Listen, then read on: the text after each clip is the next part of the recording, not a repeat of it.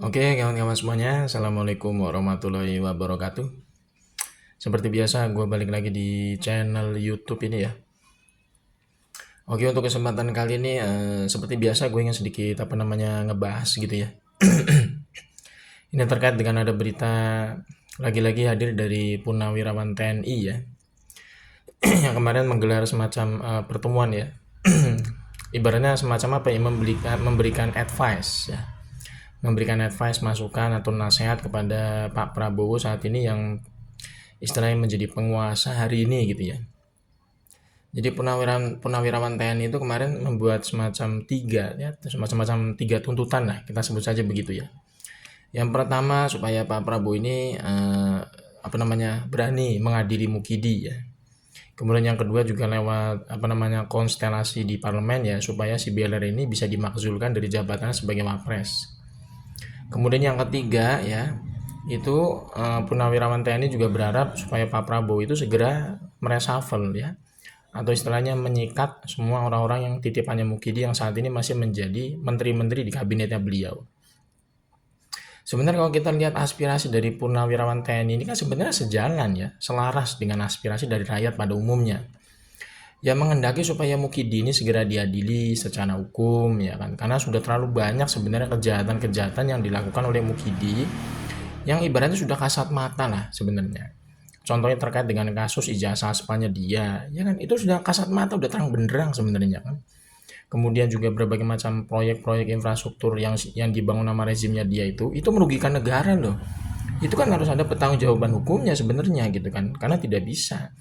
Ya namanya kebijakan itu sudah merugikan negara terlalu banyak ya. Itu istilahnya tidak bisa diminta pertanggungjawaban tuh nggak boleh, itu harus ada pertanggungjawaban secara hukum. Karena itu sudah menjadi beban juga bagi masyarakat ya, akibat kebijakan Mukidi yang ugal-ugalan kemarin itu membangun infrastruktur tanpa membawa akal pikiran ya, sampai menumpuk utang sampai ribuan triliun. Ini tentu menjadi harusnya ya pertanggungjawaban publiknya harusnya ada kan. Maka perlu diadili, diaudit gitu loh. Proyek-proyek pembuatannya Mukidi itu diaudit, IKN diaudit, kereta cepat Jakarta Bandung diaudit ya, pembangunan bandara-bandara seperti Kertajati diaudit gitu ya. Itu pasti ditemukan namanya unsur kerugian negara luar biasa itu ya. Karena sampai detik ini negara itu harus dalam tanda kutip ya, itu istilahnya mensubsidi ya. Istilahnya nalangin untuk membayar utang-utang kepada pihak luar negeri atas pembangunan infrastruktur yang dibuat oleh Mukidi Peko itu. Ya kan? Itu juga tuntutan yang kedua itu memang sangat masuk akal juga. Si Beler itu harus segera diadili secara konstitusi lewat apa? Pemakzulan. Karena apa? Karena si Beler ini sudah tidak bisa sebenarnya diharapkan sebagai pejabat publik sekelas wapres. Karena kita nggak pernah melihat ya kan istilahnya kerja-kerja nyata dari orang ini untuk membangun yang namanya konsepsi terhadap kepentingan rakyat. Tidak ada. Yang dilakukan oleh si Beler ini sebagai wapres itu hanya apa? Pencitraan setiap hari. Bagi-bagi susu, bagi-bagi sembako, ya kan. Kemarin ngundang tukang ojol ya, istilahnya tukang ojol abal-abal, ya kan. Itu sangat memalukan gitu loh. Kok bisa orang seperti ini itu masih dibiarkan menjadi wapres gitu loh sampai detik ini, sangat memalukan bagi bangsa kita. Seolah-olah di negara kita itu nggak ada yang pinter gitu loh. Kok bisa orang seperti ini menjadi bisa menjadi wapres gitu kan? Ini kan sangat memalukan, aib bagi bangsa kita sebenarnya. Makanya permintaan dari Purnawirawan TNI itu juga sejalan sebenarnya dengan aspirasi dari masyarakat yang menghendaki supaya si Beler itu segera dimakzulkan dari jabatannya karena tidak sama sekali tidak memenuhi kualifikasi sebenarnya orang ini. Udah gitu yang bersangkutan itu juga lewat produk nepotisme juga, makanya dia bisa lolos menjadi kontestan pemilu kemarin, menjadi cawapres karena dia sudah merubah undang-undang namanya undang-undang pemilu lewat putusan MK nomor 90. Dan itu sangat jelas sekali kental nuansa nepotismenya. Karena si Beler itu adalah ponakannya Maman Usman, sedangkan Usman itu adalah adik iparnya si Mukidi. Ada triangle nepotisme di situ. Yaitu yang namanya nepotisme kekuasaan. Itu kan nggak bener kalau dalam demokrasi ya. Makanya perlu ada yang namanya pengadilan. Bagi si Beler ini cuma lewat konstitusi. Lewat mana mekanisme parlemen? Ya dimakzulkan gitu loh. Jadi jangan sampai si Beler ini bisa istilahnya melenggang kangkung 5 tahun menjadi wapres. Karena yang bersangkutan sudah tidak memiliki namanya kompetensi, kemudian dia juga menjadi wapres itu lolos karena apa? Karena merubah aturan undang-undang gitu loh. Itu makanya perlu sebenarnya ya ada keberanian dari parlemen, orang-orang DPR gitu ya menggalang kekuatan aspirasi supaya si Miller ini segera dimakzulkan gitu loh kan. Minimal ada perjuangan dulu gitu loh. Jadi jangan sampai berdiam diri.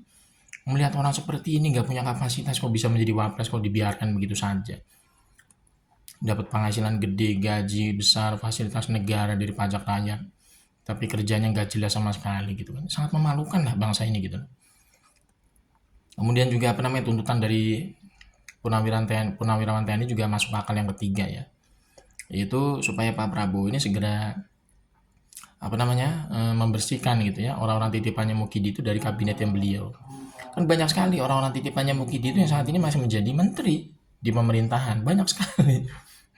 Dan orang-orang seperti itu harusnya segera diresapel, diganti sama orang-orang yang punya kompetensi, punya kualitas, punya integritas. Kan banyak orang di luar sana yang punya kecerdasan. Doktor, profesor, itu kan bisa diambil dari kampus-kampus menjadi menteri. Ya kan punya apa? Punya tupoksi dalam bidangnya kan. Jadi jangan sampai istilahnya orang-orang titipannya mungkin yang jelas-jelas merusak bangsa ini, ya kan? Kemudian membuat kebijakan menyengsarakan rakyat, itu malah dibiarkan terus menjadi menteri gitu loh. Itu kan menjadi beban tersendiri bagi presiden harusnya. Karena nanti yang jadi sasaran itu adalah presidennya gitu loh. Ketika menteri itu membuat kebijakan tidak berpihak kepada rakyat, ya otomatis kan nanti disalahin presidennya. Karena apa? Karena tidak ada namanya visi misi menteri, yang ada hanya visi misi presiden. Jadi ketika menteri itu mengeluarkan kebijakan tidak pro atau tidak berpihak kepada kepentingan rakyat, otomatis ya berarti presidennya memang nggak pro kepada rakyat. Karena menteri itu kan menjalankan kebijakan dari presiden gitu loh. Makanya kalau misalkan Pak Prabowo ini masih memelihara orang-orang titipannya Mukidi, ini tentu menjadi bumerang sebenarnya bagi Pak Prabowo sendiri di pemerintahan. Karena bukan tidak mungkin Pak Prabowo itu bisa saja nanti ditikung dari belakang gitu kan. Karena selama ini orang-orang titipannya Mukidi itu ya kasat matanya itu mereka itu menunjukkan loyalitas mereka itu kepada Mukidi, bukan kepada Pak Prabowo sebenarnya. Bisa dilihat lah gerak geriknya ada gerak apa bisa dilihat lah ya. Gerak geriknya si Bahlil kayak gimana. Gerak geriknya si siapa namanya? Ya banyak lah ya. Pratikno kayak gimana. Bisa dilihat lah gerak geriknya itu Kapolrinya kayak gimana. Mereka itu menunjukkan loyalitas itu kepada Mukidi, bukan kepada Pak Prabowo sebenarnya kalau kita lihat secara kasat mata. Makanya Pak Prabowo ini sangat merugi kalau misalkan beliau itu tidak mendengarkan aspirasi dari Purnawirawan TNI dan aspirasi dari masyarakat secara umum. Jadi tiga tuntutan ini sebenarnya ya, tiga tuntutan ini harusnya disegera dijalankan oleh Pak Prabowo gitu loh. Mengadili Mukidi, kemudian menggalang kekuatan di parlemen untuk memakzulkan si Beler. Kemudian yang ketiga yaitu membersihkan kabinet-kabinet beliau itu dari orang-orang titipannya Mukidi sebagai istilahnya ya sarana untuk menjadikan birokrasi pemerintahnya lebih baik gitu kan.